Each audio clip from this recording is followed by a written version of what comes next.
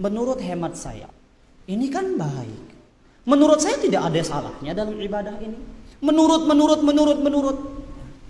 Kalau kita mau ikut versinya A, versinya B, versinya C, terlalu banyak akan muncul persepsi dalam agama Islam ini. Ini yang menjadikan kita itu bingung, mana sih Islam yang sebenarnya? Kenapa? Karena mulai banyak orang yang bilang berdasarkan hemat saya, berdasarkan hasil pengamatan dan penelitian saya, menurut ini, menurut itu. Kalau masing-masing di antara kita saja yang ada di dalam masjid ini beragama dengan prasangkanya dia, berapa banyak versi beragama yang akan muncul? Karena apa yang anak anggap baik belum tentu antum anggap baik, jamaah sekalian. Benar atau tidak? Dan apa yang menurut antum baik tidak harus menjadi kebaikan menurut orang yang ada di sebelah antum.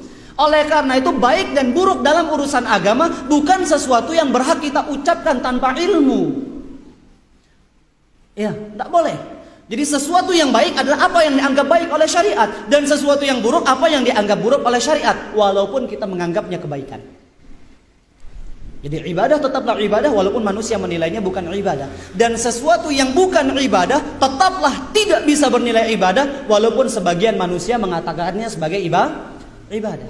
Oleh karena itu, ungkapan indah dari Ibnu Mas'ud radhiyallahu taala anhu. Beliau pernah berkata, "Ittabi'u, ikuti yang sudah ada." Ya, cukupkan diri dengan apa yang sampai kepada kita dari Al-Qur'an dan sunnah Nabi SAW, dan itu banyak dan banyak yang belum kita amalkan. Siapa di antara kita yang sudah mengamalkan Al-Quran dari A sampai Z? Siapa di antara kita yang sudah mengamalkan sunnah Nabi SAW dari awal sampai akhir? Ada?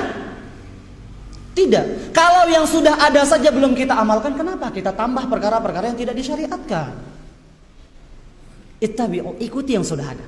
Cukupkan diri dengan yang sudah ada. Wala tabtadi'u, dan jangan buat-buat perkara baru. Faqad kufitum, karena kalian telah dicukupkan dengan syariat terbaik.